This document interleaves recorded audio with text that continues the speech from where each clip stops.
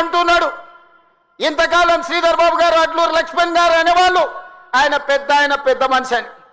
ఇక ఆయన పెద్ద ఆయనను కాదో నాకైతే తెలియదు, కానీ ఆయన అంటున్నది ఏందయ్యా అంటే ప్రజాపాలన పోవాలి, పాపాల భైరవుడు రావాలంట.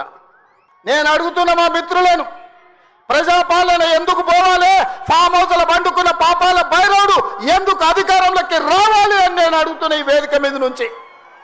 ప్రజాపాలన ఆ పెద్ద ఆయననో వాళ్ళ తాతనో వాళ్ళ ముత్తాతలో తెస్తే రాలేదు. ఈ ప్రజాపాలన వచ్చింది లక్షలాది మంది కాంగ్రెస్ పార్టీ కార్యకర్తలు త్యాగం చేసి తమ రక్తాన్ని చెమటగా మార్చి భుజాలు కాయలు కాసేలా మువ్వన్నెల జెండాను మోస్తే ఈనాడు ప్రజాపాలన వచ్చింది. నీ నెత్తి మీద దరిద్రం ఉండి నువ్వు జగిత్యాలలో ఓడిపోతే ప్రజలు తిరస్కరిస్తే నీకు మంత్రి పదవి ఇవ్వకపోతే ప్రజాపాలన పోవాలనా? ఇవాళ నిన్ను పెద్ద మనిషి అని మేము పిలవాలనా? పెద్ద మనిషి అని పిలిపించుకునే అర్హత నీకు ఉన్నదా అని నేను ఈ వేదిక మీద నుంచి అడుగుతున్నా.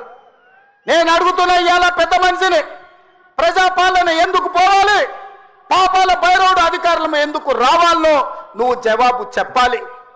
నీ పదవి కోసం, నీ అధికారం కోసం, నీ ఆకాంక్ష కోసం ఆనాడు 1983 చరిత్ర వెనక్కి వెళ్ళి ఆయన పుట్టు పూర్వతరాలు పుట్టు మచ్చలు ఇవ్వాలి. ఈ వేదిక మీద నుంచి నేను చెప్పదలుచుకున్నా.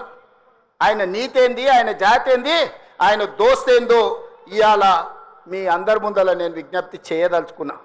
మిత్రులారా, 1983లో తుమ్మల నాగేశ్వరరావు గారు సజీవ సాక్షి.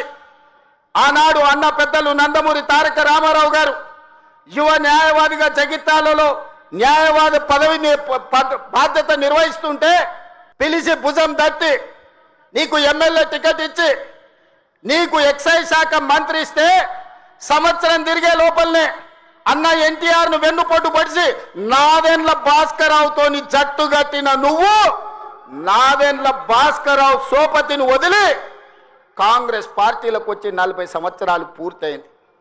నేను అడుగుతున్నా పెద్ద మనిషిని, ఈ 40 ఏళ్ళు జగిత్యాల నియోజకవర్గమే కాదు కరీంనగర్ జిల్లాలో ప్రతి కాంగ్రెస్ పార్టీ కార్యకర్త 14 ఎన్నికల్లో 11 సార్లు ఎమ్మెల్యే, 3 సార్లు ఎంపీ, 1 సారి ఎమ్మెల్సీ, 14-15 సార్లు బీభావిస్తే దుఃఖాన్ని దిగముంగుకొని ఎన్టీఆర్ను వెన్నుపోటు పడిచిన నిన్ను, నాదెండ్ల భాస్కరరావు అనుచరుడైన నిన్ను ఎమ్మెల్యేగా, ఎంపీగా, ఎమ్మెల్సీగా ఏ ఎన్నికల్లో పోటీ చేసినా వేలాది మంది కాంగ్రెస్ పార్టీ కార్యకర్తలు నిన్ను భుజాల మీద మోసిన మాట నిజం కాదా?